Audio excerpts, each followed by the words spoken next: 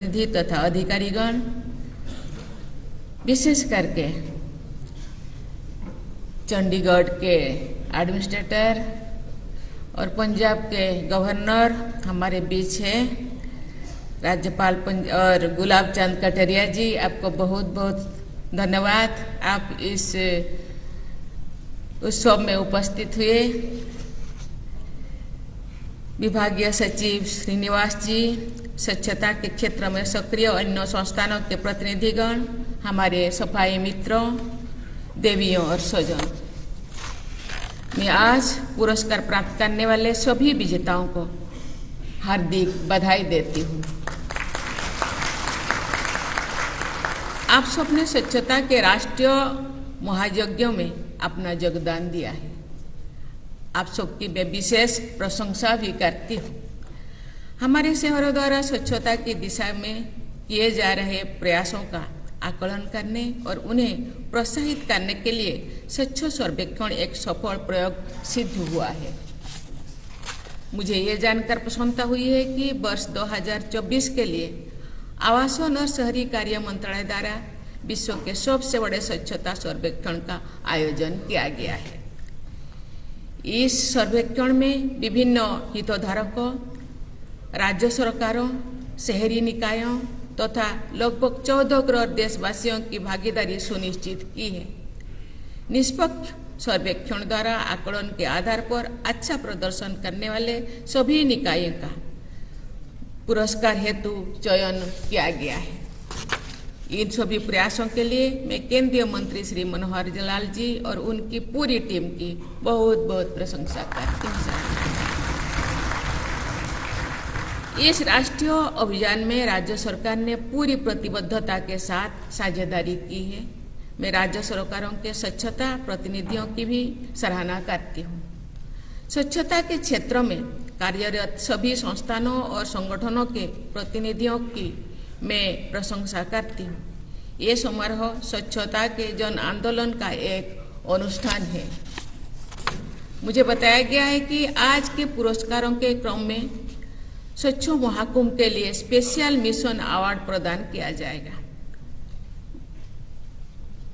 महाकुंभ 2025 विश्व इतिहास का सबसे बड़ा जनसमागम था। मुझे भी पवित्र त्रिवेणी संगम में अवगाहन करने का सौभाग्य मिला था। महाकुंभ 2025 में स्वच्छता और श्रद्धा का अद्भुत संगम भी देखने को मिला। अतः स्वच्छ महाकुंभ हेतु विशेष उल्लेख पुरस्कार के लिए मैं आवासन और शहरी कार्य मंत्रालय की बहुत बहुत सराहना करती हूँ। देवियों और स्वजनों, स्वच्छता पर बोल देना प्राचीन काल से ही हमारी सांस्कृतिक और आध्यात्मिक चेतना का आधार रहा है।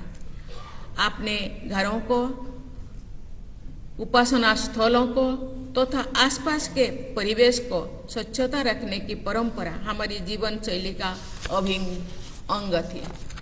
मुझे आज भी साफ सफाई करने का अवसर यदि मिल पाता है, मैं उसका उपयोग करती हूँ, क्योंकि साफ सफाई मेरे संस्कार और स्वभाव का और मेरे जैसे करोड़ों देशवासियों के संस्कार और स्वभाव का हिस्सा रहा है। प्राचीन साहित्यों तथा ऐतिहासिक ग्रंथों में अयोध्या, उज्जैनी, पाटलिपुत्र और हम्पी जैसे नगरों की भव्यता और साफ सफाई के विवरण प्राप्त होते हैं। राष्ट्रपिता महात्मा गांधी कहा करते थे कि cleanliness is next to godliness. Swachh Bharat mission का शुभारंभ वर्ष 2014 में गांधी जयंती के दिन किया गया था। स्वच्छ भारत मिशन अर्बन 2.0 की शुरुआत भी गांधी जयंती की पूर्व संध्या पर वर्ष 2021 में की गई थी। गांधी जी स्वच्छता को धर्म, आध्यात्म और नागरिक जीवन की आधारशिला मानते थे। मैंने स्वच्छता से जुड़े कार्यों से ही जनसेवा की अपनी जीवन यात्रा शुरू की थी। नोटिफाइड एरिया काउंसिल के उपाध्यक्ष के रूप में मैं प्रतिदिन एक वार्ड से दूसरी वार्ड जाती थी, साफ सफाई के कार्यों को देखती थी और सफाई मित्र सहित अन्य लोगों की सलाह भी लेती थी। हमारे सफाई मित्र हमारे राष्ट्रीय स्वच्छता अभियान के अग्रिम पंक्ति के योद्धा हैं। पिछले वर्ष मैंने उज्जैन में महाकालेश्वर मंदिर के परिसर में आयोजित सफाई मित्र सम्मेलन में भागीदारी की थी और सफाई भी की थी। मेरे लिए वो सम्मेलन सबसे महत्वपूर्ण सम्मेलनों में से एक रहा है। सफाई मित्रों की सुरक्षा से जुड़े प्रयासों और सफाई मित्र सुरक्षित शहर पुरस्कारों के लिए मैं पुनः मंत्री जी और सभी संबंधी लोगों की सराहना करती हूँ। इस पुरस्कार के विजेताओं को भी मैं विशेष बधाई देती हूँ। 1 लाख से कम आबादी वाले शहरों के पास प्रायः संसाधनों की कमी होती है। इसके बावजूद ऐसे छोटे शहरों ने स्वच्छता के प्रतिमान स्थापित किए हैं। ऐसे छोटे शहरों की स्वच्छता से जुड़े सभी लोग विशेष बधाई के पात्र हैं। जो शहर स्वच्छता के क्षेत्र में असाधारण प्रदर्शन करते रहे हैं, उन्हें सुपर स्वच्छ लीग में शामिल करने की नई पहल की मैं प्रशंसा करती हूँ। हमारे विद्यार्थी स्वच्छता को जीवन मूल्यों के रूप में अपनाएं, इस उद्देश्य से स्कूल लेवल असेसमेंट की शुरुआत की गई है।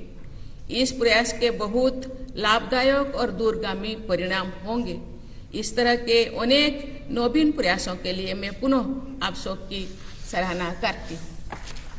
देवियों और स्वजनों, किसी भी वस्तु का कम से कम मात्रा में उपयोग करना, बार बार उपयोग करना, पुरानी हो जाने पर उसे वस्तु का किसी दूसरे काम में प्रयोग करना, जो था फेंकने और व्यर्थ करने से परहेज करना हमारी जीवन शैली रही है। सर्कुलर इकोनॉमी के मूल संविधान तथा रिड्यूस,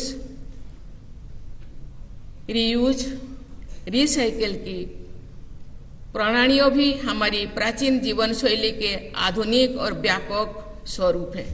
मैं धन्यवाद देना चाहती हूँ। इसी सिद्धांत के प्रमाण स्वरूप मुझे आज मोमेंटो भी दिया गया है, इसलिए मैं मंत्री महोदय को बहुत बहुत धन्यवाद देना चाहती हूँ। उदाहरण के लिए जनजातीय समुदाय की पारंपरिक जीवन शैली में सादगी होती है। मैं वे मौसम हो या पर्यावरण के अनुकूल तथा सबके साथ साझेदारी करते हुए संसाधनों का न्यूनतम उपयोग करते हैं। वे प्राकृतिक उपादानों का अपव्यय नहीं करते हैं। ऐसे संस्कार, व्यवहार और परंपरा को मजबूत बनाने में सर्कुलरिटी की आधुनिक प्रणालियों को अपनाना आसान हो सकेगा। वेस्ट टू वेल्थ के संदर्भ में मैं ये कहा करती थी, वेस्ट इज वेल्थ। जिस चीज को सामान्यतया वेस्ट समझा जाता है वो वास्तव में मूल्यवान होते हैं। उस मूल्यों को जिन तरीके से उजागर किया जा सकता है उन पर अधिक से अधिक बल देना चाहिए। मुझे ये जानकर प्रसन्नता हो रही है कि लाखों महिला उद्यमी और अनेक महिला स्वयं सहायता समूह वेस्ट टू वेल्थ में जुड़े हैं तथा कुछ बहुत अच्छे उदाहरण प्रस्तुत किए हैं।